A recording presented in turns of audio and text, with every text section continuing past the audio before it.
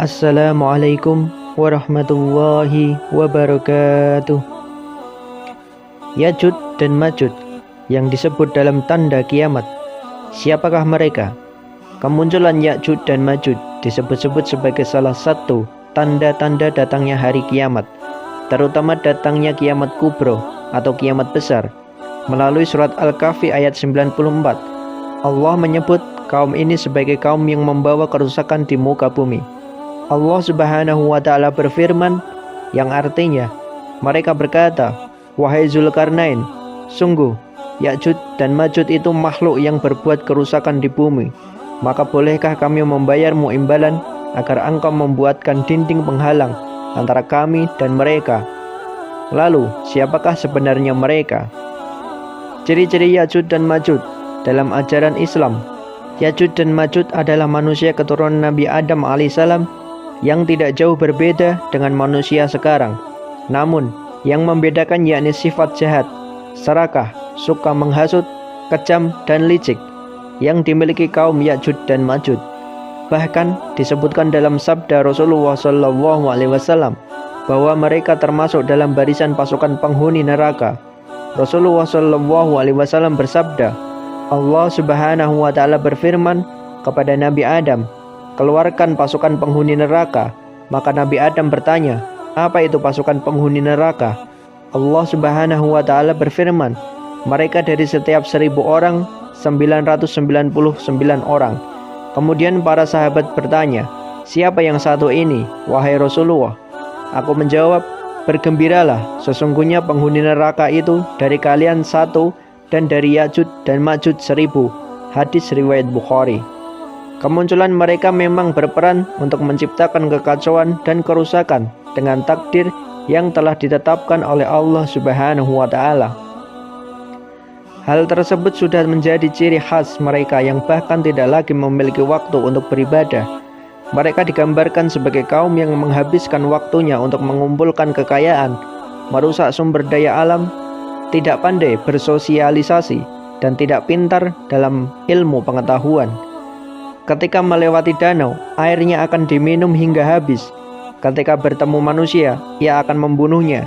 Ia tidak akan puas dalam hal apapun. Ahli tafsir Imam Ahmad memberikan gambaran mengenai kemunculan Ya'juj dan Ma'juj sebagai pertanda hari kiamat. Mereka akan turun dari gunung layaknya air bah yang mengalir dengan deras. Dari Muhammad bin Bashar, dari Ibnu Harmalah, dari bibinya mengatakan, Rasulullah SAW pernah berkhutbah mengenai karakteristik yang dimiliki oleh kaum Ya'juj dan Ma'juj. Beliau bersabda, "Kalian mengatakan kalian tidak punya musuh.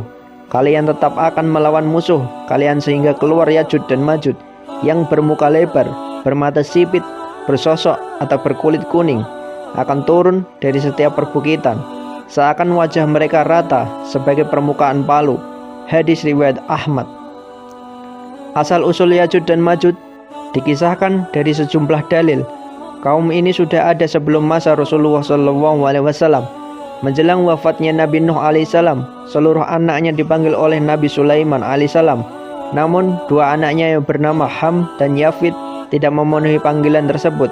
Yafid memilih untuk berhubungan intim dengan istrinya hingga membuat Allah Subhanahu wa Ta'ala menurunkan ganjaran pada mereka. Yafid dan istrinya pun memiliki keturunan yang bernama Sannaf. Namun terlihat keganjilan dalam sosok Sannaf. Ketika ia mulai tumbuh besar, anak inilah yang kemungkinan disebut dengan Ya'juj dan Ma'juj. Sannaf yang tumbuh besar pun mulai menghasilkan banyak keturunan. Bangsa keturunan Yafid ini sangat meresahkan masyarakat sekitar karena mereka menghabiskan seluruh sumber daya alam hingga krisis air dan makanan terjadi dan kerusakan alam semakin meluas. Allah Subhanahu pun mengutus Zulkarnain untuk mengurung mereka di sebuah bangunan atau dinding yang terbuat dari tembaga dan besi. Masyarakat sekitar pun diminta untuk meninggalkan wilayah tersebut oleh Zulkarnain. Allah juga menurunkan wahyu kepada Zulkarnain bahwa dinding yang dibuat akan terjaga kekuatannya hingga di waktu yang ditentukan Allah Subhanahu wa Ta'ala terbuka, yakni menjelang datangnya hari kiamat kubro. Hingga saat ini, keberadaan Ya'juj dan Ma'juj masih dirahasiakan oleh Allah Subhanahu wa Ta'ala. Dikutip dari hadis yang diriwayatkan oleh Al-Hakim, dalam kitab Mustadrak. Ya'juj dan Ma'juj terus meluas ke seluruh dunia. Namun kuasa Allah Subhanahu wa Ta'ala telah membentengi keberadaan mereka dari kita hingga waktu yang tepat ketika salah seorang pemimpin mereka mengatakan kata kunci insya Allah, maka terbukalah dinding yang mengurung Ya'juj dan Ma'juj. Wallahu a'lam bishawab. Semoga bermanfaat.